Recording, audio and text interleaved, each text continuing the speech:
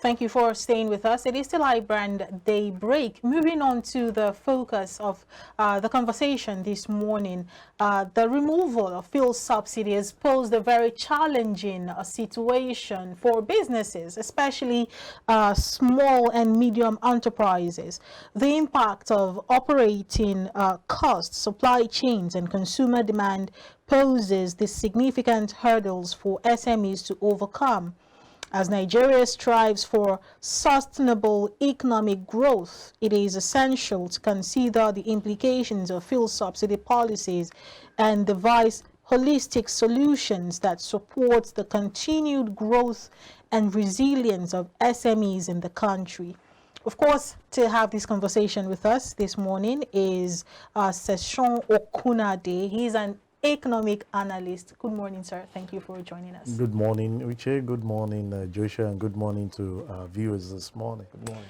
All right, let's start off this way. Let's look at inflation. First of all, before even the subsidy was removed, we've battled with inflation as a country. It's been one of the major challenges that biting hard, especially when you talk about the economy of Nigeria. And now, no gainsaying, it has become even worse. Just give us like a quick background of what the inflation situation is currently in the country. Well, thank you very much. As we speak, by the last report by NBS, the inflation rate on what I would call on paper is about 24%. And food inflation is about 28 or 30%. And you look at it and ask yourself, is that actually reality when it comes to the purchasing power of an average citizen and what is obtainable in the market? But be that it may, it's a challenge that it's not, I would say, peculiar to Nigeria. Currently, there's a global crisis which most of the developed country also are faced with. But there seems to be a difference with mode of operation over there and here. They save for the raining day. And for us, that's where we have the gap. Our past leaders never thought of the future, but we are always concentrating about the present time and look at the future. If you look at America, I can tell you that whatever it is, there is this preservatives in terms of food, in terms of even oil, that they've actually, make a projection for over even 4 or 5 years in case there are issues that they can have. But you ask yourself here, do we even have enough to consume currently, not to talk of preserving? And some of us have said it that the level of wastages across board, is it finance, is it the food itself? You see, the mechanism at which you carry out some of these things open room for wastages. Imagine the food that is being transferred from the north to the west or to the south. At times you discover that more than 30% of those perishable goods before they get in here are not just okay. That's on its own waste, and the cost of that particular thing will be transferred to the consumer, because the person that is actually who has cultivated and do all those things has a target of what is expected. And what are the basic things that are actually affecting this infrastructure? I'm sure if there's a train that moves from the north, let's take from Benue down to the southwest, I'm sure that would take like a day, to move in, compared to a truck that will leave Benue and don't get to Lagos until maybe after a week because of obstacles. So these are few challenges that has contributed immensely to inflation, because few little funds is actually chasing so much commodity out there. And we've compounded the issue with the subsidy removal, like you said in your intro. But one thing we are looking at is this administration is just coming in. Even though it's a continuation of the last administration, we are only awaiting what will become of them now that we have a complete team. Before now, it's just the president taking decision. At the time, president and the legislative arm. Now we have the executive arm to consolidate what we have as a nation.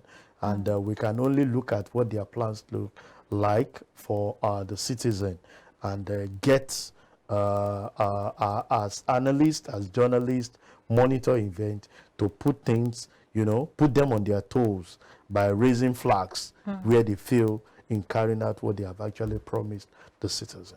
Look, you did mention that we worsened the situation by the removal of fuel subsidy. And we're trying to focus this morning on the small and medium scale enterprises.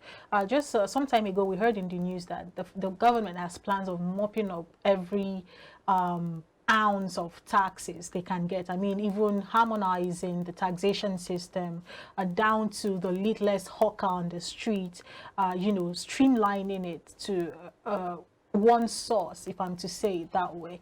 However, we want to know the effect or what this entails for a small business out there.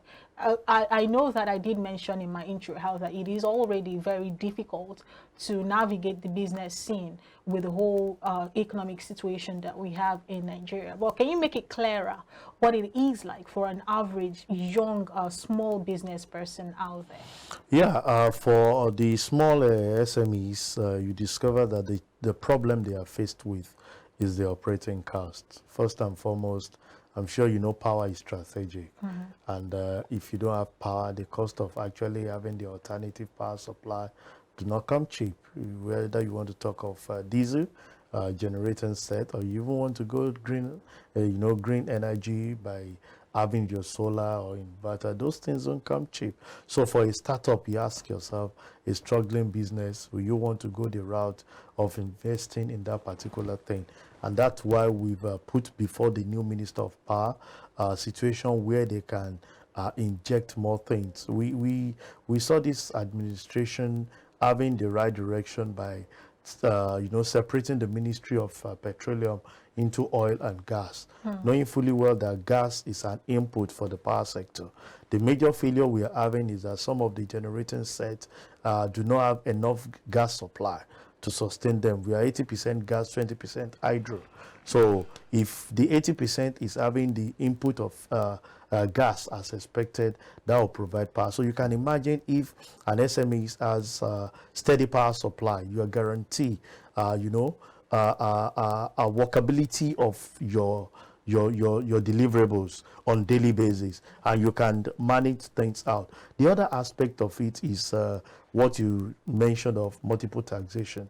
Every arm of the government, the three tiers of government we have, seems to be killing the same set of people with multiple taxation.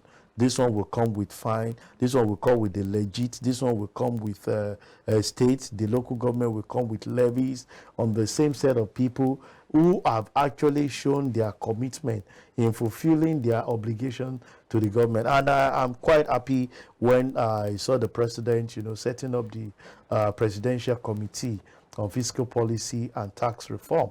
They gave us 30 days as one of the moves that we should expect them to come out on the little palliative, the little relief on SMEs. And part of the things that the chairman said was the removal of VAT on diesel.